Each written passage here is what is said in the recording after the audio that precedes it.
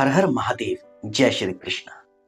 कहते हैं दर्शकों कि घमंड किसी को भी किसी सिचुएशन में नहीं करना चाहिए। ये घमंड ही है जो आज नहीं तो कल आपके विनाश का कारण भी बन सकता है, या कहें आपका घमंड कब चकनाचूर हो जाए किसी को नहीं पता। आज मैं आपको भगवान जगन्नाथ के एक ऐसे भक्त के बारे में बताऊंगा जो हमेशा भगवान जगन्नाथ की रथ यात्रा का या कहें उनके भक्तों का मजाक बनाया करता था। विशाल नाम का एक युवक जो जगन्नाथपुरी का ही रहने वाला था। उसके साथ उसके माता पिता रहते थे। वो काफी वृद्ध थे। विशाल भी कोई कम उम्र का नहीं था। घर पूरी तरीके से संपन्न था। अच्छी नौकरी, अच्छा घर, काफी पैसा था। लेकिन जब भी भगवान जगन्नाथ महाप्रभु की यात्रा निकलती थी, रथ यात्रा, तो वो हमेशा मजाक बनाता था, हंसता था, कहता था, इस लकड़ी के रथ को खींचने से आखिर क्या होगा, कैसी लोग बेवकूफी करते हैं। किसी न किसी बहाने से वो हमेशा भगवान जगन्नाथ के भक्तों की और उनकी यात्रा की, उनकी पूजा पाठ की मजाक बनाता था। दशकों समय बीतता गया, उसका हाल यही रहा। कमी तो किसी चीज की थी नहीं, इसलिए कोई टेंशन होती भी नहीं थी। एक दिन उसके पिता का स्वर्गवास हो गया।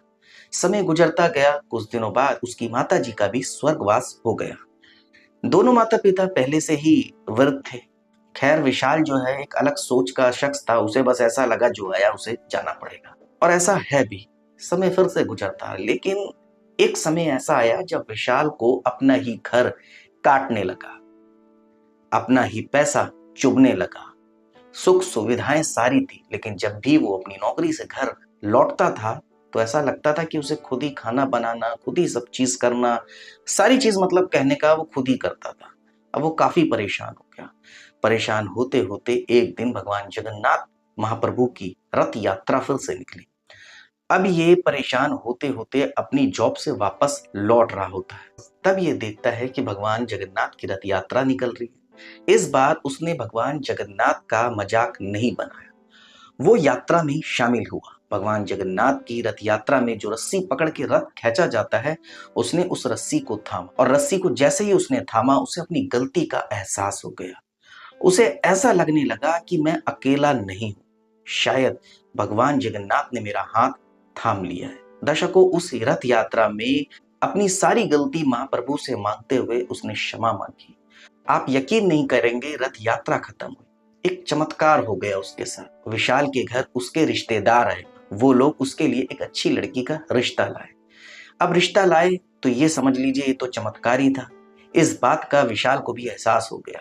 उसने अपनी आंखें बंद करी और भगवान जगन्नाथ का ध्यान करा, और मन ही मन कहने लगा कि महाप्रभु, ये सब आप ही का चमत्कार है ना। दर्शकों, विशाल जो हमेशा भगवान जगन्नाथ की यात्रा का मजाक बनाता था, वो उनका ऐसा भक्त बन गया कि बिना जगन्नाथ महाप्रभु की प्रार्थना करे बिना अन्न का एक दाना भी नहीं खाता।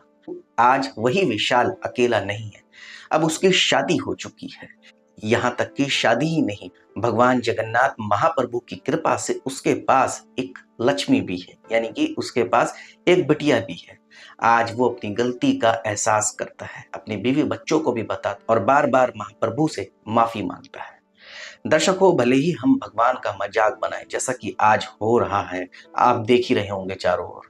भले ही हम भगवान को अनदेखा करें, लेकिन भगवान कभी हमें अनदेखा नहीं करता। वो जाने अनजाने में हमारी गलतियों को माफ कर देता है जो हमसे हुई है।